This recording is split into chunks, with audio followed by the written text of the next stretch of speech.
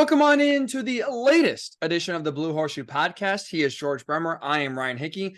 Appreciate you joining us here on a Tuesday, a little bit earlier this week, in part because news we got both over the weekend and earlier this week as well, with L'Jarius Sneed getting traded from the Chiefs, as you know, not to the Colts, but instead to the division in the Tennessee Titans. We'll break that down, as now we have learned the contract details. We already knew before what the Titans were giving up in terms of trade compensation. And we'll also talk about now that the biggest option in terms of trade-wise is off the table for the Colts. Where do they go to address their secondary, where I don't think they can afford to stand pat and bring things or keep things status quo going into 2024. We'll get into a lot of that here. George was at the first round of the NCAA Tournament.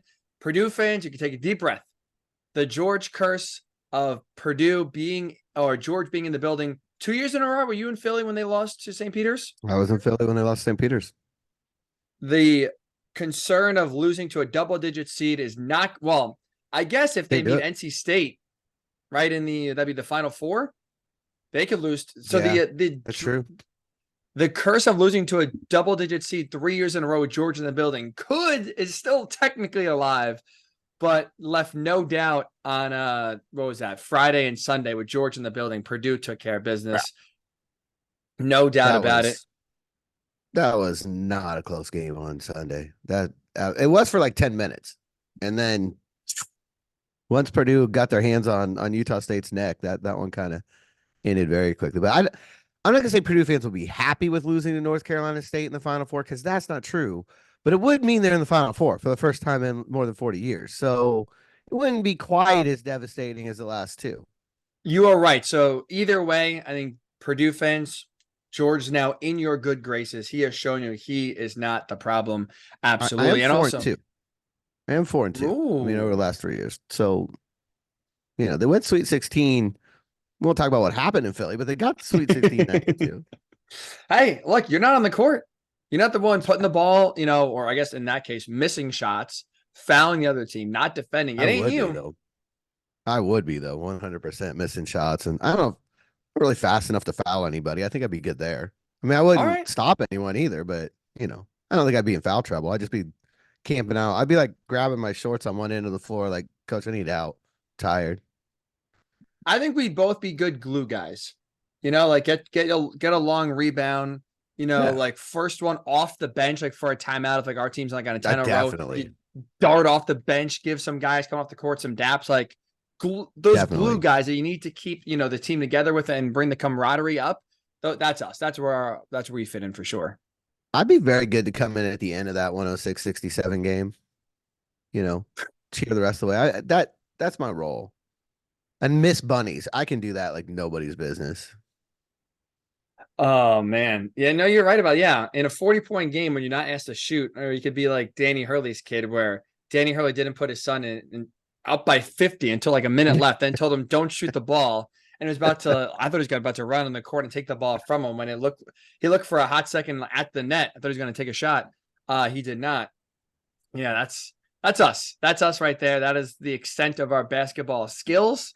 That's why we watch the sports, George. We don't play them. That's why we watch them and comment on how can that guy miss that shot, even though if we're in that situation, no chance we'd ever have a prayer of making that play or making that shot. But that's the beauty of the world we live in.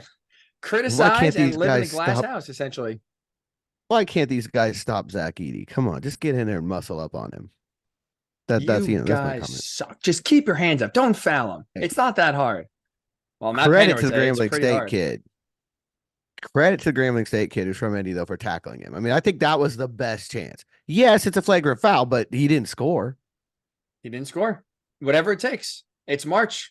Whatever game plan you need to slow down the biggest guy in the court.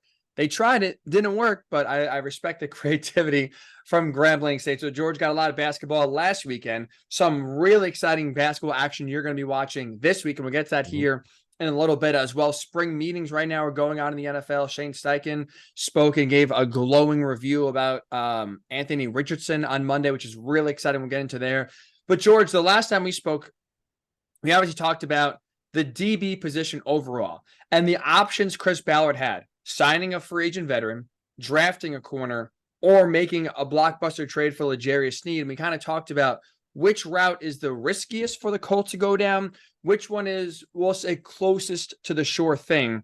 And we both are in agreement. The least risky option for the Colts and Chris Ballard is making a blockbuster trade and getting L'Jarius Sneed on the Colts. And it took all of 48 hours. Now, usually with our luck, it's like 2 hours, and then all of a sudden then news breaks. So at least we got a 2-day shelf life on the podcast before it's out of date. But Friday, news dump comes out. The Titans have traded for L'Jarius Sneed.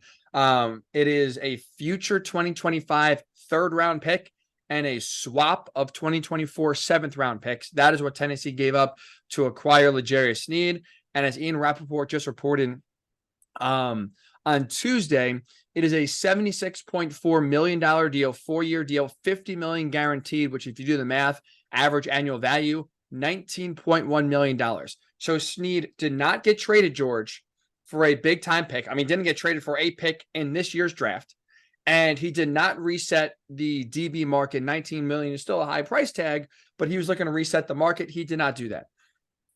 This, to me, George, is inexcusable. When you look at what the Titans gave up and what they're paying Sneed, there's no excuse why Chris Ballard did not pull the trigger, did not get this done, especially when you see where Sneed ends up going in the division. Now you get to see him twice a year.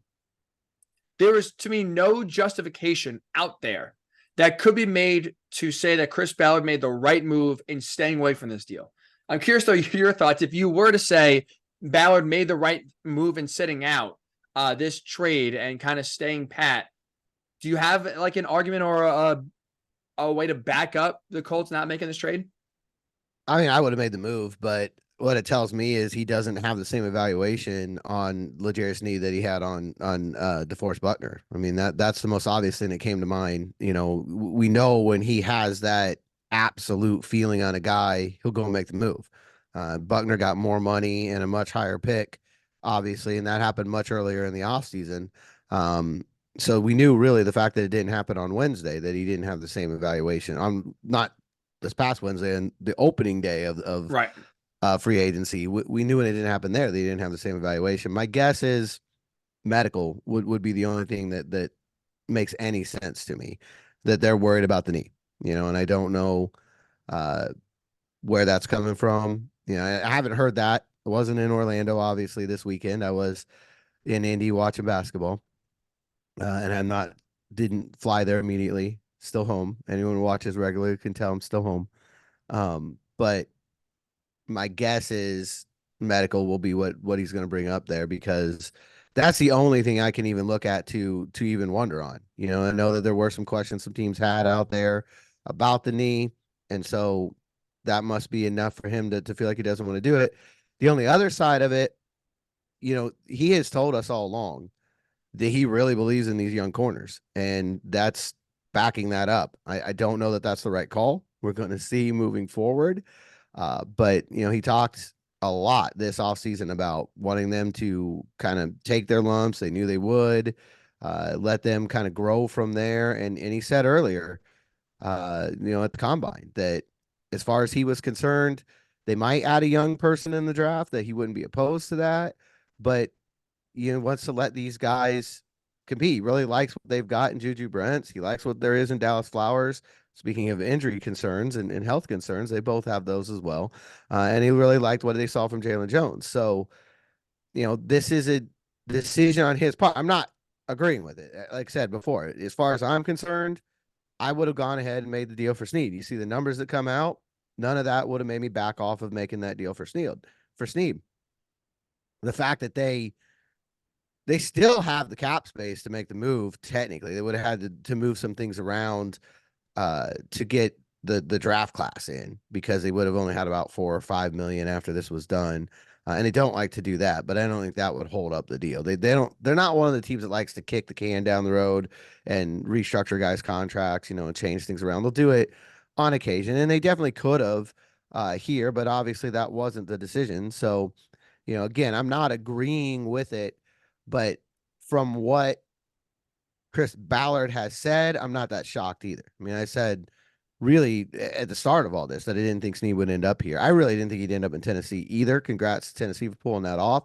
I thought he would stay in Kansas City for another year, and then hit free agency and be on the open market and get whatever deal, that uh, created for him. Right. But I think what it says from the Colts standpoint is what I thought coming in the offseason, which is he is not feeling panic at that corner spot. It's safety that he's been more concerned with. And I think they will add a safety at some point. It's probably not going to be an all pro guy. It's probably not going to be a multi-time pro bowler, but I think they will add a safety, and they'll, in their mind, they think that's going to help these young guys develop. He better be right about the injury concerns. I'm not sitting here rooting for injury. That's the last thing I'm trying to portray. But you better be very sure of that knee is going to be problematic, for Tennessee in terms of trying to give up. Because, again, they gave up nothing in terms of actual draft compensation. And the contract is not record-setting. But, again, Chris Ballard talked about at the beginning of free agency and even at the end of the season press conference that when you have a rookie quarterback contract, that's a time to be aggressive. That's a time when you have flexibility to make moves and improve other parts of your team. That was the move to make. And I know we talked about it a lot, so I'm not going to repeat myself too much or go into why, but it's just like that was the absolute move to make. And now to not make it, number one, I think is inexcusable. Then number two, to have a team in your division who I still think the Titans are in fourth place in the division. I don't really know where they're going, to be honest with you. Like, they make a few moves where they're trying to win now, but also they are like half rebuilding. The direction and the philosophy of Tennessee is confusing to me, but I'll give them credit in this aspect. They have a young quarterback in Will Levis, and they're trying their damnedest, whether it's Calvin Ridley, now L'Jarius Sneed, to put talent around him on both sides of the ball to give him the best opportunity to succeed. I don't think Will Levis is going to be the guy, but at least they're trying. They're trying, George. And it's just absolutely. With, Chris Ballard could say, I believe in these young guys and it's going to work out. It's a massive risk. And this is a risk that could really end up biting you in terms of being a playoff team or not, or being a team that could be a dangerous playoff team or not. We just saw with the Chiefs. They won the Super Bowl not because of Patrick Mahomes primarily, but because their defense. That defense, especially throughout the entirety of the postseason, the 4 games they played, that defense was better than the offense. For 3 quarters, the Chiefs offense didn't do anything in the Super Bowl, but their defense kept them in it. So you see, yes, you need a quarterback, obviously. And if Richardson can develop, this team is going to go from 9 wins to 11 or 12 wins. I'm not panicking as much as others are in terms of basically running it back. But I thought there were opportunities you can pick and choose to improve your team. I thought the Sneed trade was one of them, in part because the Chiefs just showed you can win a Super Bowl outside of just having a really good quarterback. And when that quarterback and that offense is not playing well, you can still find ways to win tight games. And they did so defensively. L'Jarius Sneed was a big part of the Chiefs winning the Super Bowl. And to get a guy like that on your team, I thought would have been perfect. And I get their injury concerns with his knee. And that's why Chris Ballard better be sure, because, like you just mentioned before, Dallas Flowers coming off an ACL. Juju Brents missed half the season. So it's not even like the young guys you have, while they're inexperienced. Yes, 75%, let's say the 2 to 3 guys on the outside have injury concerns already. So it's like, just the depth is already questionable. The experience is not there. I know Chris Ballard now is speaking, has spoken on Tuesday so far. I'm not seeing anything come out of the, in terms of comments of if he was asked about the Sneed trade, what he said about the Sneed trade. Well, we will obviously react to those comments either later on in this pod or a pod down the road here in the near future to react to Chris Ballard's explanation as to why he sat this trade out, George. But I'm fascinated to hear his rationale, because on the surface, it makes no sense to me why this deal was not done for the Colts. I don't think he'll say much publicly. Just knowing him, and obviously I don't know, he may have already talked in Orlando. He may not have, I know he did speak to reporters down there. I don't know if the Sneed contract in particular came up, but he won't say much publicly. Probably all you're going to get publicly is something like, we chose to go in a different direction or something along those lines. He's definitely not going to break down anything. So it's mostly guesswork, like I said, on what it would be. The only thing that really, to me, the only thing it really could be is the knee. Pretty much everything else, or him just not having, because I mean, if the contract was bigger, and maybe it is in his mind. I mean, 19 million is still near the top of the cornerback. It didn't reset the market, but it's up there. So those two are the only thing. The knee, and then him feeling like Sneed's not at that level of corners around the league. It's funny though, you were talking about young guys. I went to check real quick. Dallas Flowers is only a year younger than Sneed. He's 26, Sneed's 27. So even in that aspect, there's a lot. The criticism here is all fair. I mean, that's to me, not just in not making this move, but for me, it's more along the lines of what's gone on last year and what's gone on in 7 years with Chris Ballard. And last year, you did a similar approach with the secondary, and we'll see what happens.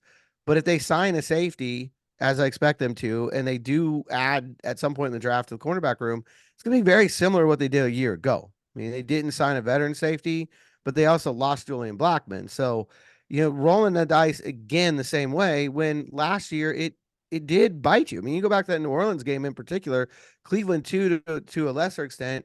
The secondary was a big part of why you weren't able to pull out those wins. And obviously, at the end of the day, probably even the Rams. I mean, honestly, you go back to the Rams game, and in the overtime period in particular, Yes. Nakua just kind of running, behind that secondary. Any one of those games you win, you're in the playoffs. So it is a huge risk because you're running the chance of having that happen all over again. Now, we could be in December saying, you know what, we were wrong. Juju Brents is a Pro Bowl caliber guy. He's been healthy. He's been out there, and either Flowers or Jones has stepped up on the other side and done a nice job. And we'll see. We'll see how it plays out. But it's a massive risk to roll back that secondary the way it was last year, and with at this point, no significant addition. And really, the most significant moves. Well, I mean, bringing Kenny Moore back was a pretty significant move. But letting Julian Blackman go is probably number 2 on that list. So, the 2 moves that have happened that would be transformative moves for the secondary. One is positive, and Kenny Moore coming back. The other one, and we'll see if Blackman does end up here. He's still on the free agent market, so we'll see how that saga ends. But as of right now, that one doesn't look good. Because right now, I'm not sure who starts at either safety spot. And we keep talking about corner with good reason because they're young and they're banged up and they have a lot to prove, which I'm sure is part of what they're banking on, that these guys are going to come in with a chip on their shoulder and they're going to improve. Who's your starting safeties? I mean, they told you what they thought of Nick Cross when he didn't start till the final 3 games of the year. Now, he could pick it up and he could break out too. I think he's got a lot of talent. But you're not going to pencil him in at free safety and feel like, okay, that position's taken care of. And strong safety right now is probably Ronnie Harrison Jr. as we speak right now. And I think he did good things for them at times. But again, you're not penciling him in. You're not looking at Nick Cross and Ronnie Harrison Jr., who I think are both good pieces. You're not looking at either of those guys, though, and saying, all right, that's a Super Bowl secondary. That's how you win the Super Bowl, or even how you get to the playoffs, win the AFC South. So there's still work to be done at safety. I think I know they're well aware of that. They have mentioned that. I heard Shane had kind of alluded to something along those lines, or at least reading between the lines, somebody had gleaned from him yesterday down in Orlando that he still thinks that they're going to make an addition at safety. Will that be enough? That's the question. If you give more solid safety play back there, because honestly, and Ballard said it in the postseason presser, Julian Blackman played really well back there last year. He got hurt late, and that hurt him, last couple of weeks as well. But he played extremely well at strong safety. So, are you going to have that big of a jump there with whatever you add there? And is the free safety position going to be that big of a jump that it's really combined with an added year of experience? Again, though, because of the injuries, how much added experience did they really get with these young guys? Jones definitely did. Jalen Jones definitely got experience. But Juju missed half the year. Dallas Flowers missed almost all the year. I mean, he got injured, a week or 2 after Aaron Rodgers? So, it was the same injury. It was, very, very quickly thereafter. I just I don't know that banking on that group to, the sum of their experience making them rise is the best call. But that's obviously the call they're making, and it's the call that he telegraphed. And before I started rambling, I talked about the 7 years total. That's where a lot of this is coming. Every year, I think we talked about this before. Every year, I think one of the biggest criticisms you can make of Chris Ballard is that there's kind of a blind spot, whether that was defensive end back in 2021, where they just had a couple rookies and Kwity Paye and Dio Adangbo, and Adangbo was not going to play half the year. Right. Whether it was the secondary last year and so far the secondary this year, receivers a few times along the run, where they didn't really do everything in their power to add to that position and to make it, as competitive as it possibly could be. And then most of those years, that position at the end of the year is the one you look back on and say, man, if they'd had a little bit more here, things could have been different. And when you only have one division championship and 2 playoff appearances in that 7 years, that's where the frustration from the fans come in. And I get it. It's a massive risk again, that they're taking that has been done before. And it's not that there's not a 0 chance that this works out. It's just that if you add Sneed, the math is a lot easier to work with. That just spawned a thought, because last year this time we were talking about how Chris Ballard dropped the ball in terms of running it back with the offensive line, right? The awful 2022 they had, and he brought, especially at left tackle, 0 competition in for Bernard Ryman. And basically, even though he said when they handed Matt Pryor the job in 2022, we're not going to make that mistake again, we're going to have competition, he didn't do anything in terms of competition and handed Bernard Ryman the job. Now, that instance worked out, right? The offensive line was awesome last year. Tony Sperano Jr. came in and did an A+ job. Awesome, amazing job. That is one example where running it back was by far the right call and worked out in spades for Chris Ballard.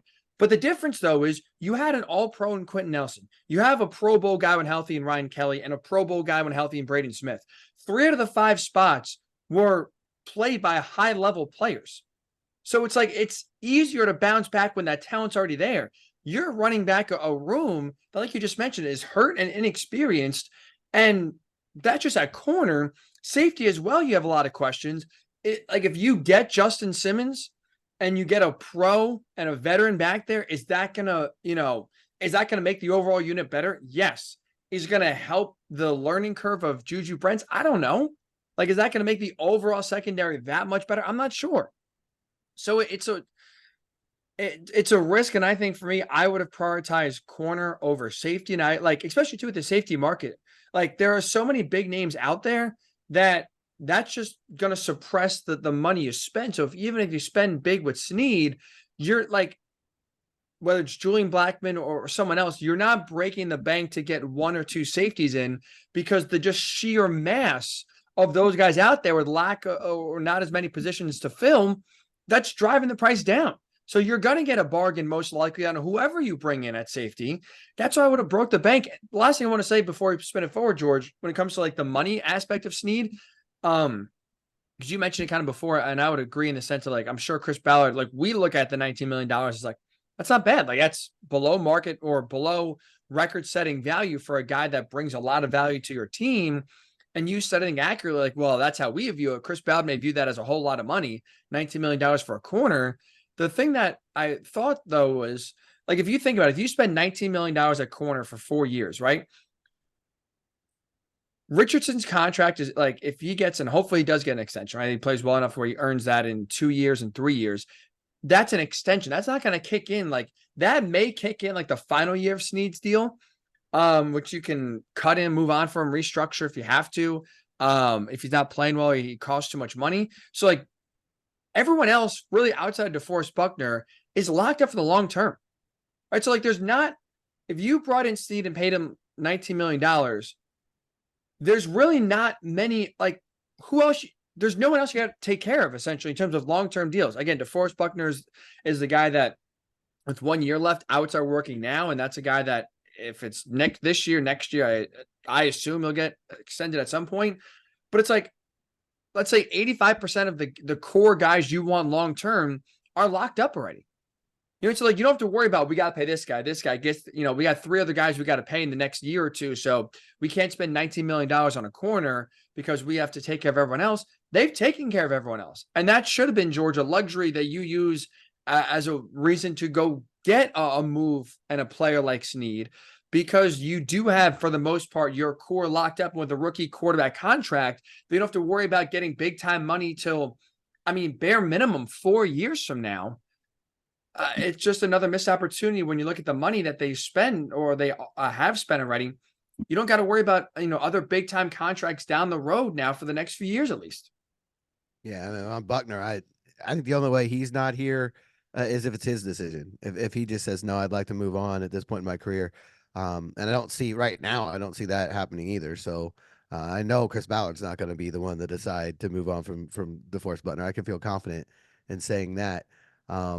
But yeah, what you were talking about with the offensive line, I think that's a really good comparison or a really good thing to look at, because it hasn't always backfired. When we talk about this, there are times where we felt like, hey, this area is not where it should be. And then he was proven right. But as you mentioned, at that point, you had 4 starters you felt really good on.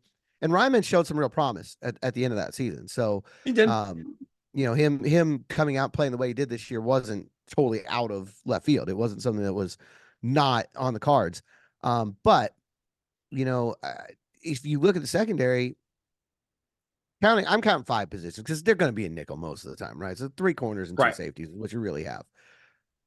Of those 5 spots, Kenny Moore is the only one right now that I feel absolutely comfortable about, that I'm not worried at all.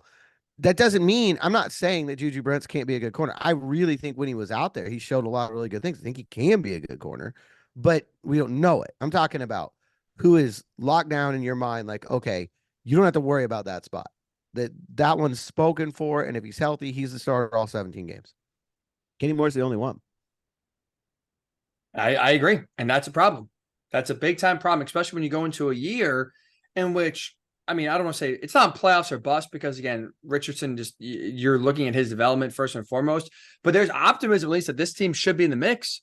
And like you said, with that being the case, just having such a glaring deficiency on the roster and you had an ability to upgrade, it makes to me no sense. No sense whatsoever. And look at the rest of the division right now. CJ Stroud is rookie of the year, and rightfully so. And he's only going to get better, you would imagine. Like he's only going up. The Texans have done some things to help him out as well. Trevor Lawrence, I know you're still a believer in him, and I'm still a believer in him. Maybe not that he's going to be the next John Elway or whatever was being thrown out about him when it was coming out, but he's still, above average at the very least quarterback in this league, and he still has some weapons. Even though they lost Calvin Ridley, he still has some weapons around him that he can hurt you with.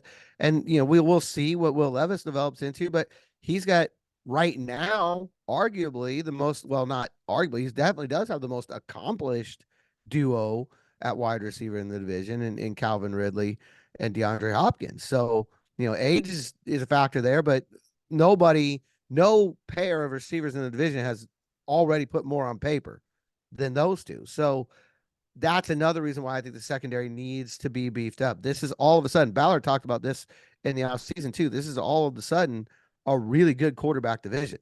It hasn't been historically, but right now it's a really good quarterback division.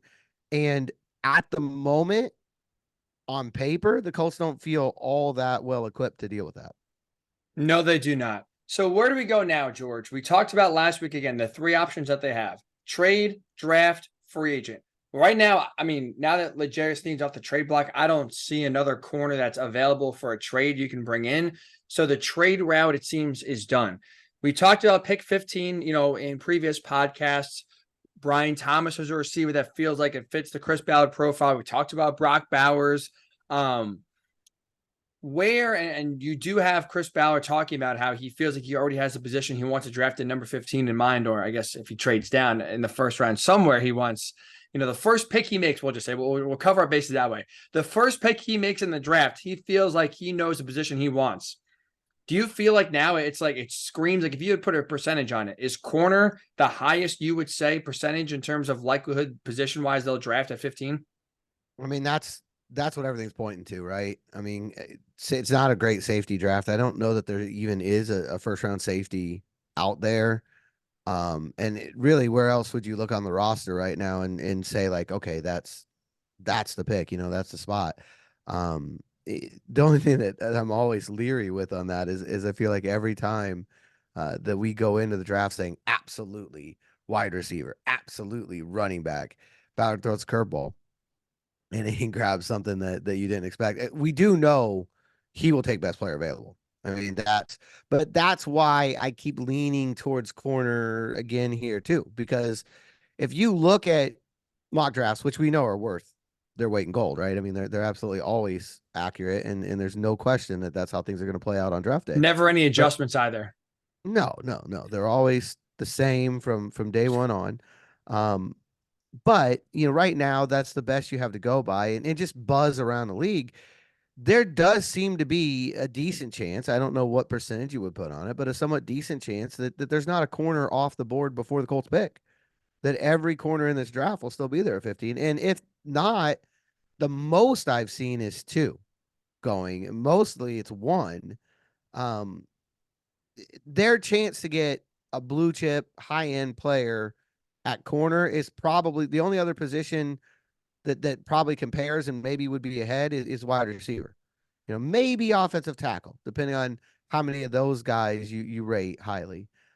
But that corner group right now, Terrion Arnold and Quinion Mitchell, Nate Wiggins, one of those guys is going to be there for sure. You would think the way things are shaking up. I say for sure. There is no certainty in the NFL draft. That's, but right now you'd feel pretty safe betting that at least one of those 3 guys is going to be there. And maybe multiple of those 3 guys. So I think for a lot of reasons, corner is the one that makes the most sense. I think it might be the best value at that spot. It might be the best player available on the board at that spot. That we don't know because we don't know what Chris Ballard's board looks like. That would help us a lot here if you just kind of give us a peek at the draft board. We could really be a much more informed analysts here. But and then the need. I mean, when you put those 3 things together, I would say if I had to rank right now, like the most likely positions, I would say corner is number 1, and there's a gap, and then wide receiver, and then offense tackle, maybe a distant 3rd. I mean, I agree with the order, and it's frustrating because, I think now that you miss out on Sneed, I think corner is definitely number 1. Like, I think everything that you look at it, and again, in terms of guys like Brian Thomas, who's getting rave reviews, and that was a guy that felt like perfectly fits the Colts. Brock Bowers is a guy that like I'm all in on. I would love to see him in a Colts uniform, but it feels like those now. What'd you say? My prediction: he's coming to your town. He's going to be right there, catching passes from Aaron Rodgers. So you think he's not going to be on the board? That's my guess.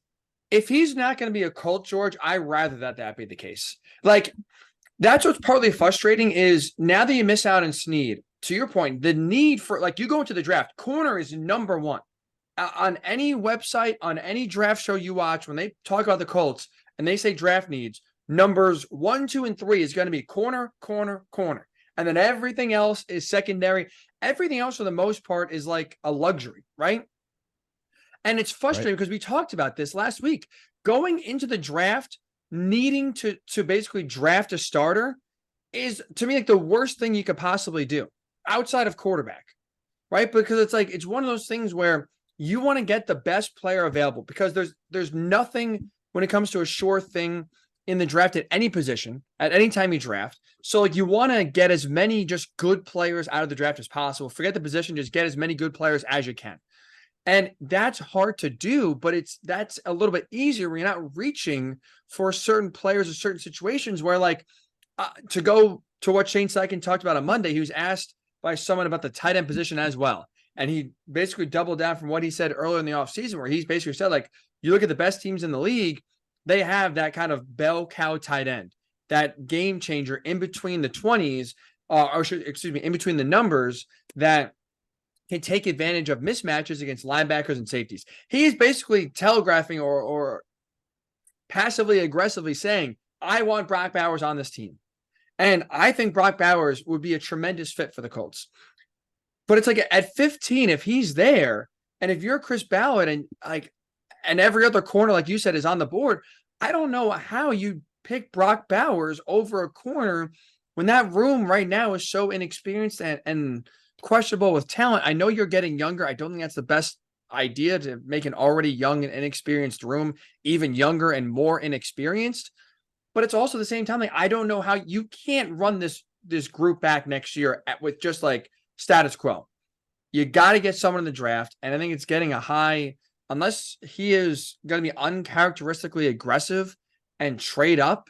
Let's say maybe, you take Brock Bowers at 15 and then he plans on either in the late, taking that second round pick and trading back into the first, or on day 2, getting that second round pick and moving up a few spots to get a corner. If a lot of names are still on the board, like you said, I'm with you. I think by the time the Colts pick at 15, they should have their pick of the litter in terms of any corner they want.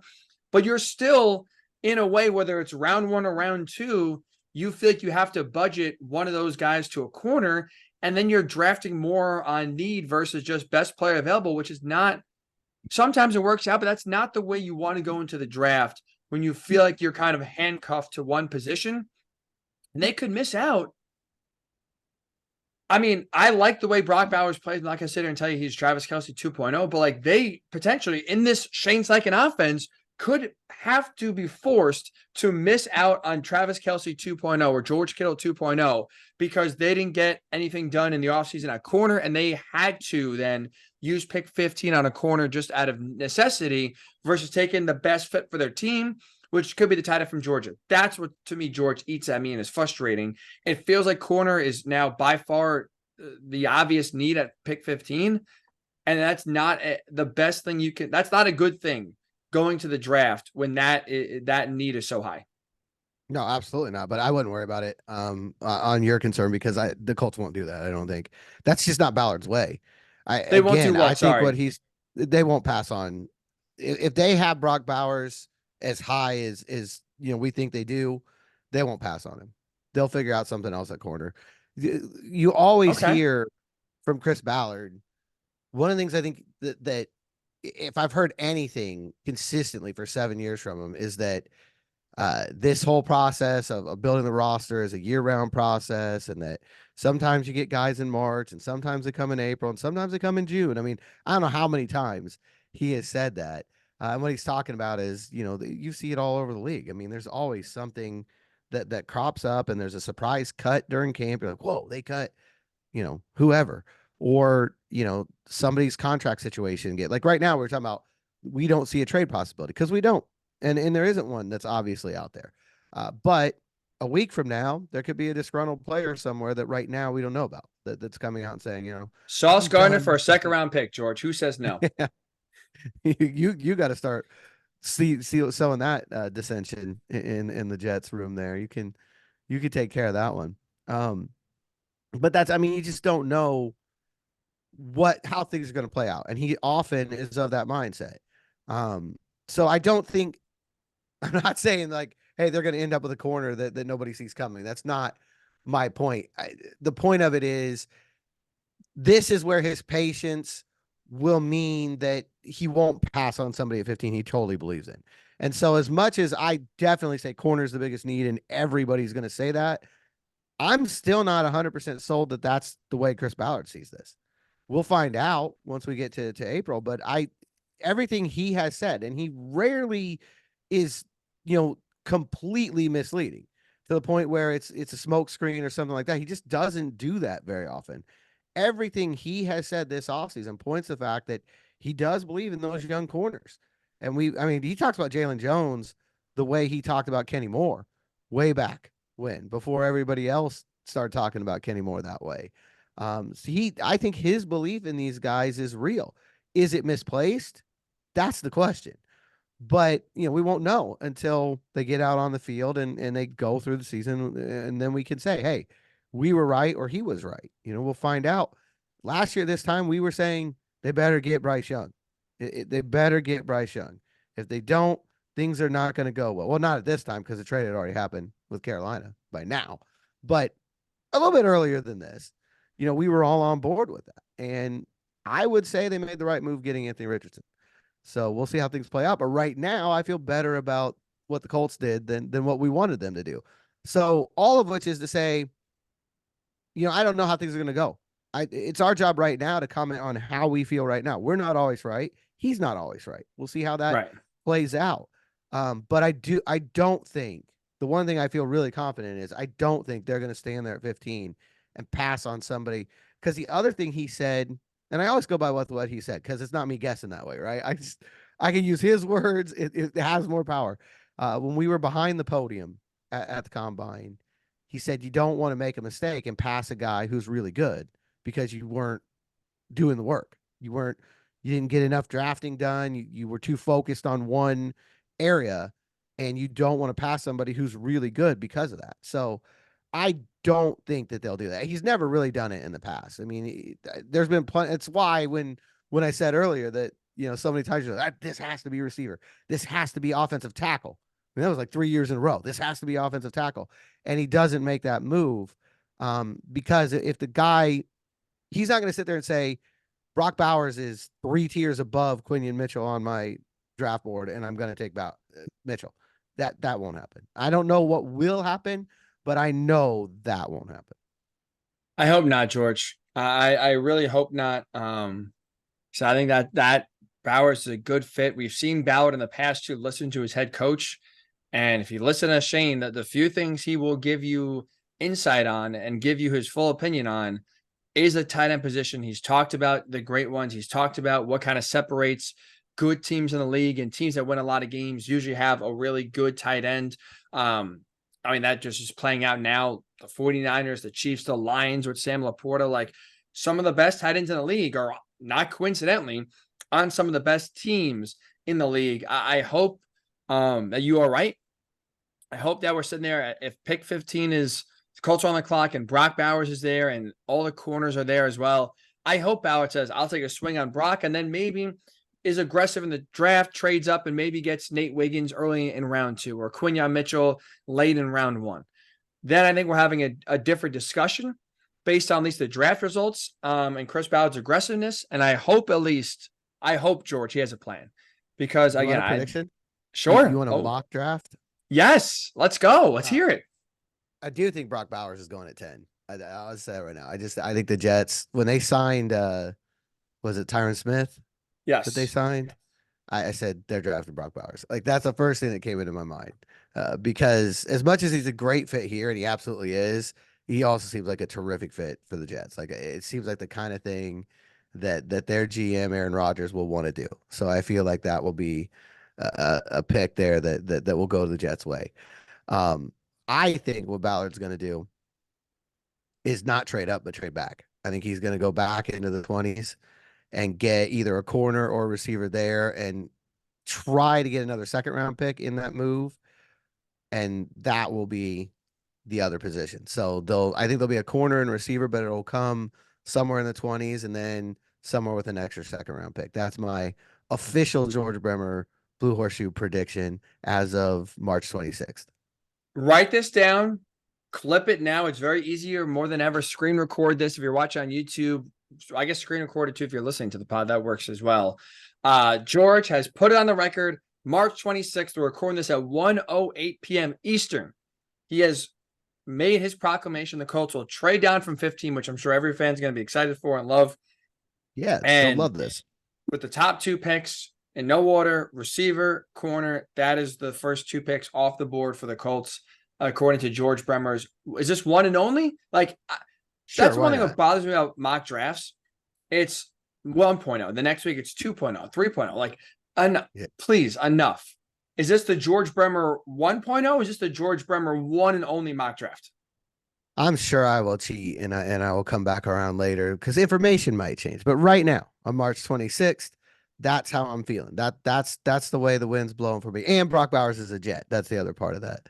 Brock Bowers is a Jet, picked by Aaron Rodgers, and then the rest of it, but we'll see. And then you could clip this, and then, when the first round of the draft is over, you can tweet at me what an idiot I am. It won't be the first time.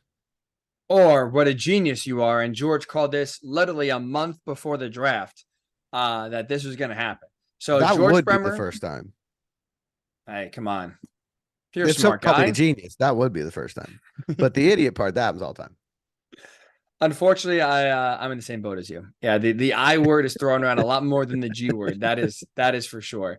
So you have it. Look at that little bonus. George Bremer mock draft 1.0 has been released right now on the pod. Colts trading back corner, receiver, first 2 picks.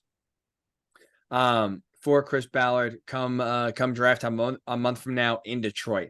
One thing, George, I wanted to hit on here before we do get out of here. Spring meetings are going on as we speak. Shane Steichen met with the media on Monday, talked about his excitement for Anthony Richardson's progress. He said he should be ready for spring ball, which is, I'm shocked Shane gave any sort of details on any sort of timeline with Anthony Richardson, but it takes no rocket scientist, it does not take a doctor or a head coach to see that Anthony Richardson is going to be ready, George, for spring ball. For me on TV, for you in person, Friday, Gamebridge Arena, we all saw Anthony Richardson doing the gator chomp, flailing his arms. Let me tell you, he was moving that right shoulder effortlessly. Holy cow, that was a tongue twister. And confidently. It looked good on the TV. Like that right shoulder is pretty damn healthy, George. You were in the building. How did AR's shoulder look from a bird's eye view inside Gamebridge? Yeah, from way up there where I was, I Which, thought it by was the just fun way, watching because can't get you a better seat. I You on the liked it where I roof. was. I mean, honestly, I was not as high up as my phone makes it look. My phone always makes it look like I'm on the moon. I don't know why that is. I could shoot a picture right next to you with my phone and it would look like I was across the street. I don't know why that is. I probably have a setting wrong. I mean, it's just me. You know how that stuff goes. But I was actually in a pretty nice, like they had a setup in a terrace level, like it was near the suites. So I felt like, I was in a lap of luxury this time If you around. are Exactly. watching on YouTube, that is a picture George posted from his seats on Friday. I mean, you My could reach phone up makes it and look like I'm terrible. touch the roof. I Shit, was can you even see literally the like in players the outside of middle. Zach Edey? I was literally like in the middle. Zach Edey still does look big from up there, just for the record. He's the only guy you can Um, see. He's a man but it amongst was not ants. nearly as bad as it looks like in there. I don't know why my phone does that, but yeah, it was. I was pretty happy where I was. It was a pretty nice setup. All right. But you saw with AR the same enthusiasm. We talked about that all spring last year. He came out and he was just like almost skipping out to the practice field and he was ready to go and he was fired up about every drill. And it was the same thing during that game. It was funny to watch because he was just living and dying with the Gators. And they made a shot. He was first one cheering. He had pom poms out. He's all excited and using that right shoulder. So it was all good. If they missed a shot, hands on the head. And it was just like every Gator fan in their living room. It was really fun to watch him because it's that. I think that's one of the things that endears him to his teammates. You never have to guess like how's Anthony Richardson feeling today. What's he thinking? His emotions are always right there on his sleeve, and he cares so much. Like once he's committed, he cares so much. He's all in, and in seeing him being there, obviously was encouraging. The fact that Colts didn't feel like, hey, don't want to put him in that kind of environment because he might tear something. He might cause another problem. Obviously, that wasn't a problem. And then, realistically, Shane Steichen saying what he said.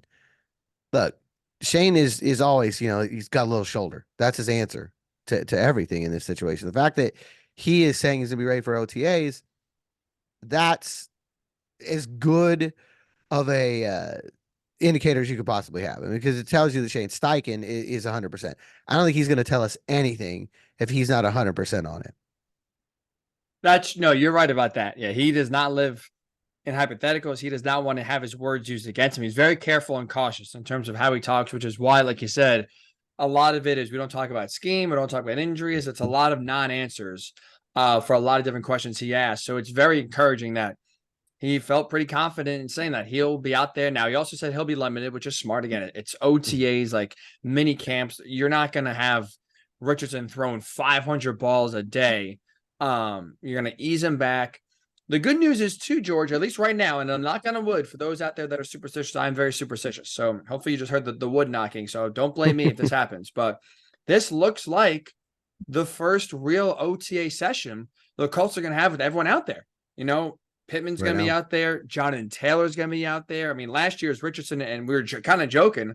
Richardson's like at spring practice, but no one else is there with him. Everyone else is on the sideline nursing some sort of injuries.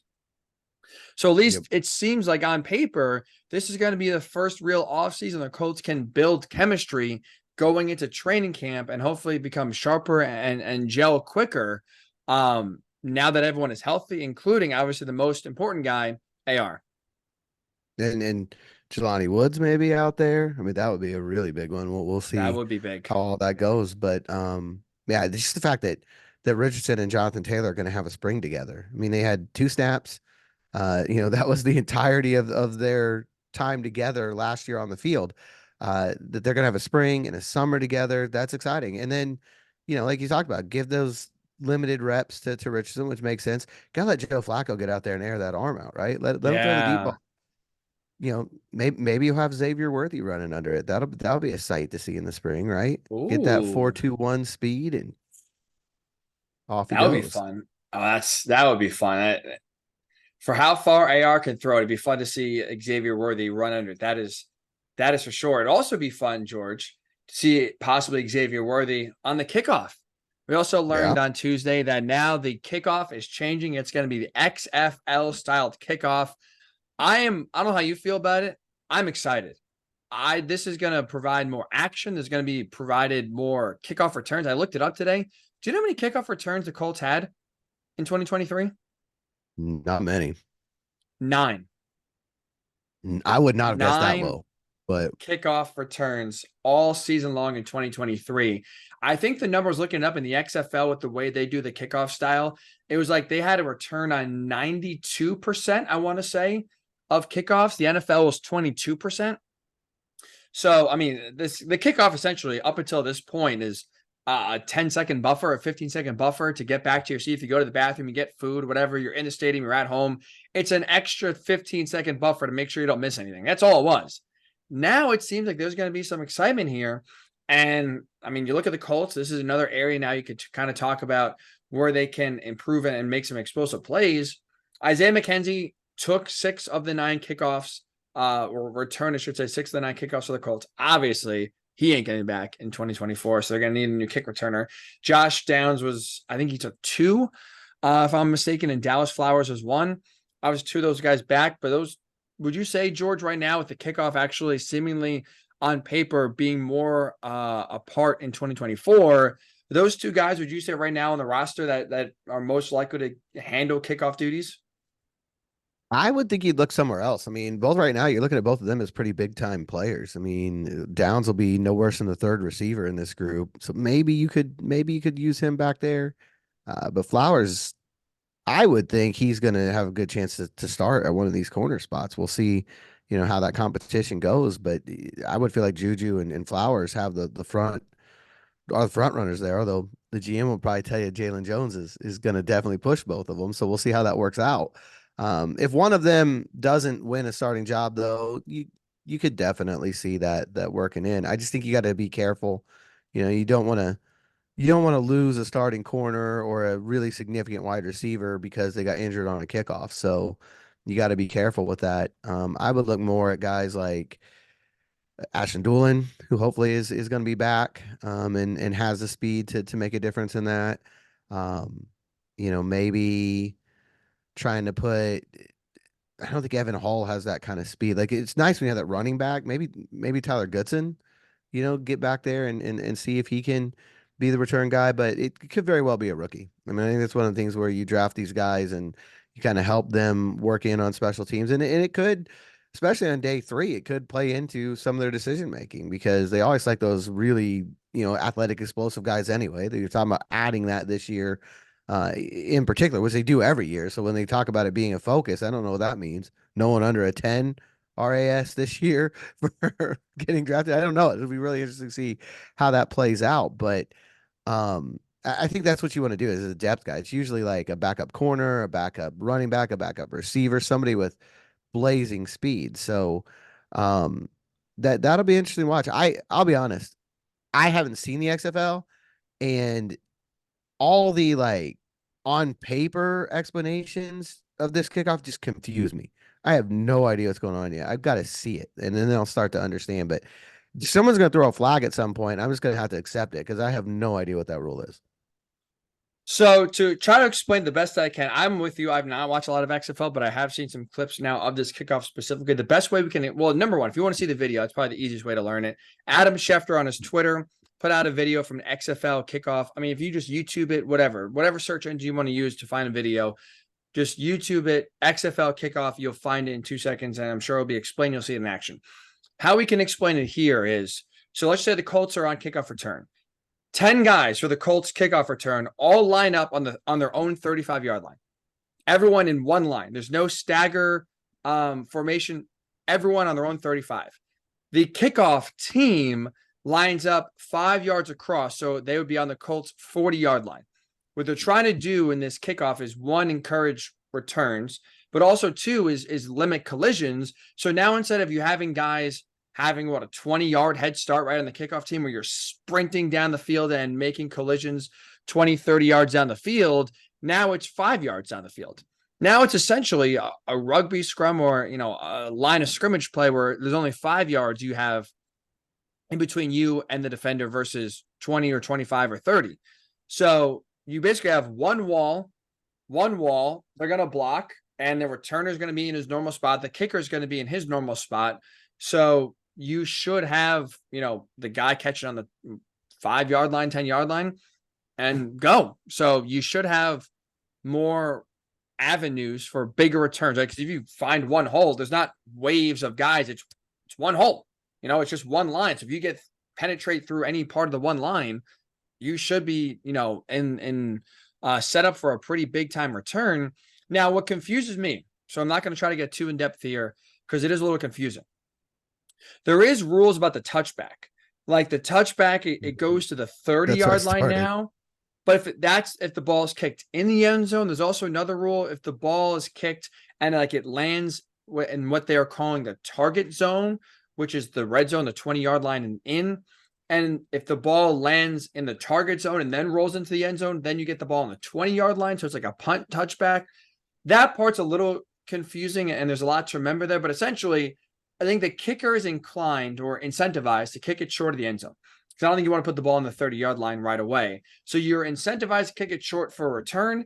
And now the return is set up where you should, number one, there's less collisions, but also two, you should get more holes to break bigger kicks and have more explosiveness on the kickoff return, which is an area the Colts definitely in 2024 want to utilize. I think you make a good point in terms of keeping an eye on the draft, whether it's, to your point, if they trade down, let's say from 15 to, I don't know, let's just say 22 for argument's sake, and maybe they take Xavier Worthy, that could be a guy where you look at all of a sudden, hey, he could be, not only a good slot guy, an explosive receiver, but also, break one for us here and there on the kickoff. And now all of a sudden we get a kickoff touchdown or we're inside the opponent's yard line to start the drive. Like that could be day one, day two, day three. Keep an eye on that for the Colts in terms of needs.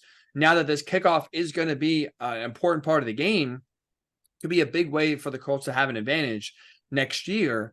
And that's something to keep an eye on when it comes to draft needs. But the kickoff, they're trying, and I love it. It's a little unconventional, but I think it's going to be better for the game and more enjoyable for us, the fans, and safer for the players as well.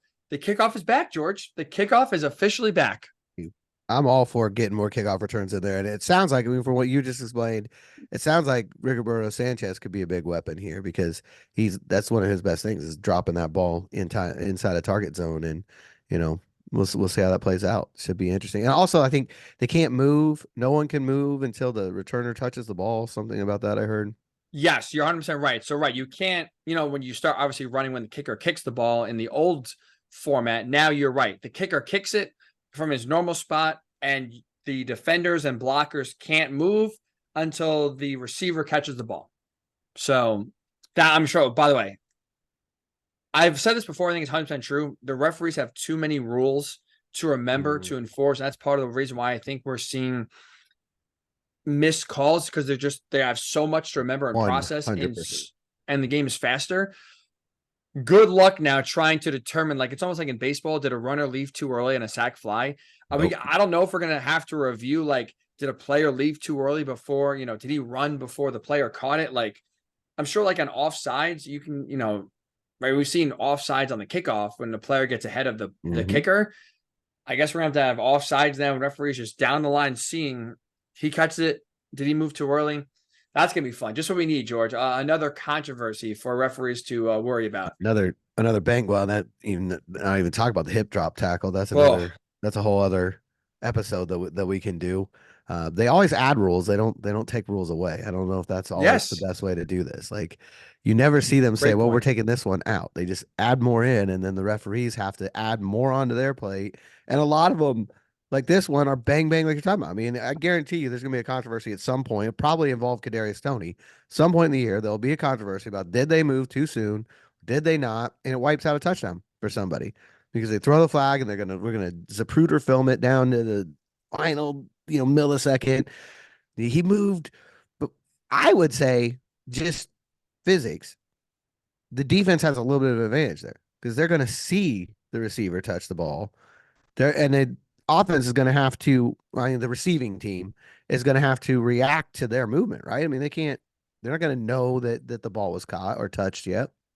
Right. And you're not going to turn around because there's only 5 yards. So if your head is Mm-hmm. turned by the time you catches it, turn around, that defender's on you already. Yeah. You're basically in the ground. That guy's running you over. So it is going to almost be like an offensive lineman, like silent count, like just kind of wait for the movement and react to that. So maybe there's some more stops and maybe you're pinned back more. But also, again, all you need is one clear up block and you Yep. can be off to the races. So it's going to be exciting. It's going to bring, I think another level of explosive plays, which again, Chris Ballard talked about explosive plays that they need more of in 2024. That's an area right There's there. Keep there's an a eye on spot. that, especially for the next month for this team, adding explosive players that could maybe bring a kick return or two back to the house. That is Which is going to be really fun to watch in the preseason, though, just to see how different teams handle this, what kind of lineups they put out there. I'm going to start campaigning right now. You're not be surprised with this. You need to put Grover on the kick return team now. Let him be one of those guys blocking and just run behind Grover, right? Let the fast guy get right behind Grover and go. in a line, three guys next to each other. DeForest Buckner, Grover Stewart, Raekwon Davis. You name me, George, any There you go. player in the league that's getting through that wall. No And run shot. right there. Run right Right at them. there every You're all time. set. But I mean, in all seriousness, will it change the type of people you're looking for on that line? It's a different, you're asking for a different skill set here. So it'll be interesting to see like how, and I think different teams will react to that differently. It should be something really fun to watch during training camp in the preseason. Absolutely. I agree with, especially when it's like the first year and teams can figure out what works, what doesn't work. It is gonna be exciting. I think you see a lot of different funky variations of guys out there, probably more linebackers and less DBs, but it's Mm-hmm. gonna be fun. It's gonna be a lot of fun to watch and see how teams do react and how the Colts do react, kind of building their kickoff and kick return team now that there's new rules implemented. Really quickly here, George, before I do wrap up the pod. You were Mm-hmm. in Indy, right? Right there watching the first round action and first weekend action, we'll say, of the NCAA tournament. Very exciting for you this weekend. Coming to my state, coming to New I am. York, a little bit further north to watch. I mean, you talk about a star-studded Sweet 16 Elite Eight of women's college basketball. Fever fans, follow George. He will be up close and personal with your future star, Caitlin Clark. See the number one pick in the WNBA draft. I'm going to see an undefeated South Carolina team. Uh, Kim Mulkey's going to be there, so God knows what that might result in. UCLA's out there. They've been one of the better stories of the year. And of course, I'm there for Indiana. The Hoosiers have a big task ahead of them facing the unbeaten Gamecocks. And Notre Dame, who's been a really good story. They are thin. They basically have a 6-woman rotation right now. But I don't think they've lost in about a month. They won the ACC tournament. They're on a roll. They're going to play Oregon State in the same region with South Carolina and Indiana. And the other side is LSU and Colorado, or LSU and UCLA, Iowa and Colorado. And I have a feeling that if it ends up with an Iowa LSU Elite Eight game, that might get a little attention, a little bit. That might, and especially if you have a certain Washington Post story that's been rumored to be dropping at some point soon, and you get that Elite Eight game would be on what, Monday, right? Is that Monday. date correct? That could Yep. be a perfect opportunity for that story to drop, and you get right there, your boots on the ground, George. You could have the chance to talk to Kim Mulkey. Kim, what do you say about journalism in this day and age? She's not been shy already this past weekend. I'm gonna let you know how she feels. You could ask that. As a journalist myself, Kim, how do you feel about the work we do? My friend has already told me to ask her what she thinks of print journalists. I might avoid that. We'll see. See how I it mean, goes. I don't know what else can she say. I mean, That's she's true. basically taking a blowtorch and what feels like And self-defense. My goodness. I'll tell you that should be a really, really interesting two regionals up there. They'll set half the Final Four and see how it goes. And I get to be in lovely upstate New York here in the spring, so it should be fun. Should be a blast. You can tell, George. You see that? That's sunshine right there. Yeah. It's been gloomy all winter long. The last few weeks now, it's been a little chilly. It's like in the 40s today, but it has been sunny. So you should get, and now Albany is a little bit further north, so I can't speak for them up there. But the weather should not be it should be better, let's just say, than All-Star Weekend was. Was that a month ago? 6 weeks ago? Yeah. That was not fun for visitors here in Indy. You never know what you're gonna get. We had the warmest February ever for the Super Bowl, and that did not happen for All-Star Weekend. Let's just say that. No, and plenty of NBA players were not, and media were not shy about letting everyone know about that either, which is that's a whole different discussion. But yeah, should be a lot of fun. You're gonna see some great basketball, some big time stars as well. Almost didn't happen. Iowa had a close one against West Virginia on Monday, so that could have Really close. Yeah. Oh boy. So now you will be up close with the stars of women's basketball this weekend. Very excited. Again, Fever fans, make sure you follow George GM Bremer. He'll be all over that star-studded weekend. Obviously, IU fans, Notre Dame fans as well. That's already obvious. You should be following George, but now more than ever, this is the time to do so. A very fun weekend in upstate New York, George. Have fun. It's gonna be awesome. And make sure to also check us out, because who knows between now and then. Again, Chris Ballard has spoken at spring meetings. We've not seen what he says. If he drops some sort of bombshell, George, or he actually gives you an honest opinion and says L'Jarius Sneed's knee is going to blow out in 6 months from now, we're not going to do it.